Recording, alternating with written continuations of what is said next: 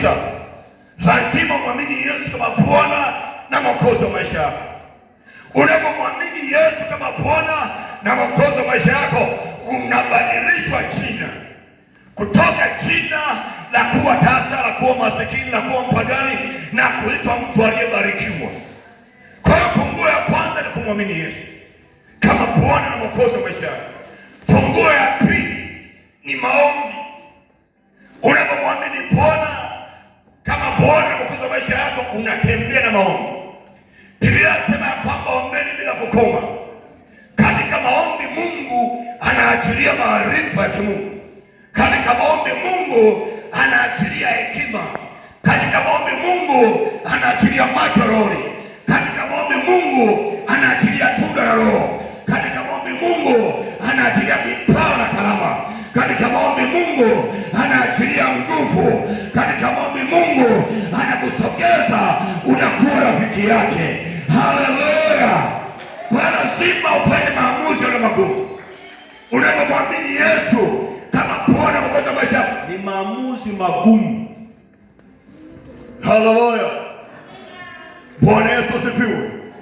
Kwa hiyo lazima tutambue ipo nguvu katika maamuzi magumu, lakini maamuzi hayo magumu lazima yawe sahihi. Neno usahihi maana yake Roho Bwana hakusukume akwambie ili jambo ni wakati na majira yake kuweza kupatiwa majibu. Jina la Bwana libarikiwe sana. Kwa hiyo lazima ujiamini, lazima tujiamini, maana tulimbeba Yesu wa thamani. Tunambeba Yesu mwanaume, tunambeba Yesu mwanadamu. Yesu mtoto wa Emmanuel, Mungu pamoja nasi.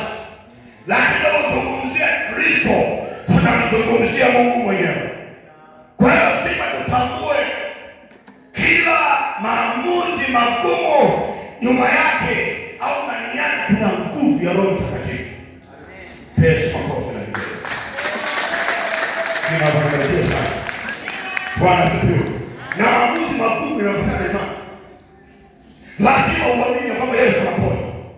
Lazima uamini kwamba Yesu anasamehe. Lazima uamini kwamba Yesu anabadilisha.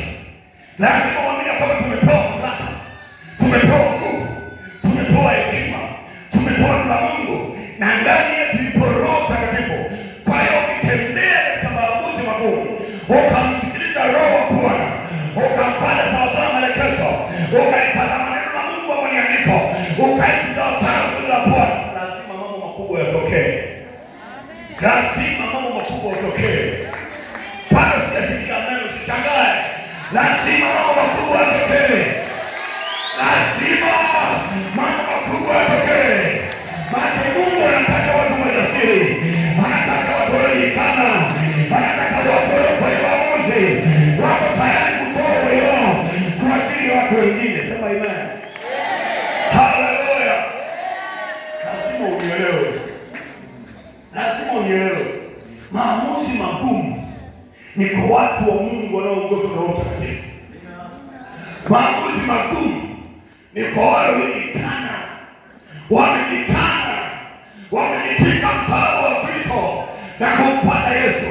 Watu wao wako tayari, hata kama wanadharauliwa, hata kama wanaonekana hawafai, hata kama wanaonekana hawasemi chochote, lakini wanajua kwamba wamembeba na wanaume uliishia Yesu aliyeshinda vita na wote, ndani yao liwae. Wanataka kujua kwamba yupo Yesu ambaye tena ni utisha. Amen. Haleluya.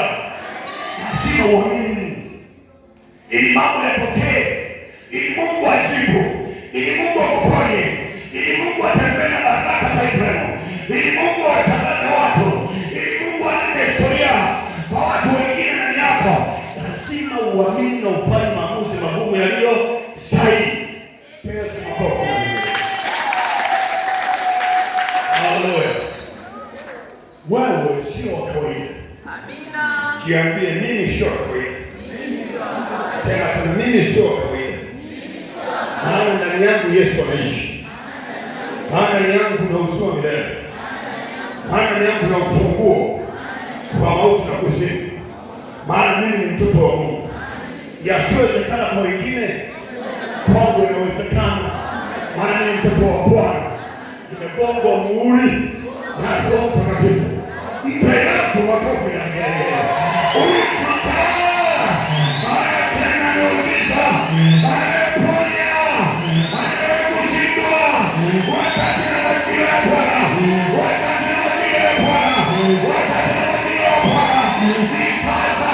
Kuinuka tu, tende kwa imani, hata Yesu, inawezekana, inawezekana.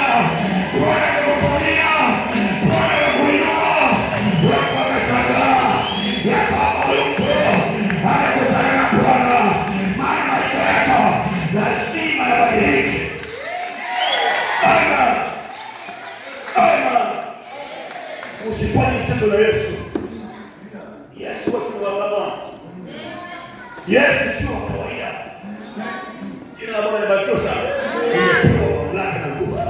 Bwana ametia funguo. Zile funguo za mamlaka na nguvu. Utakalolitamka kufunguliwa, litafunguliwa.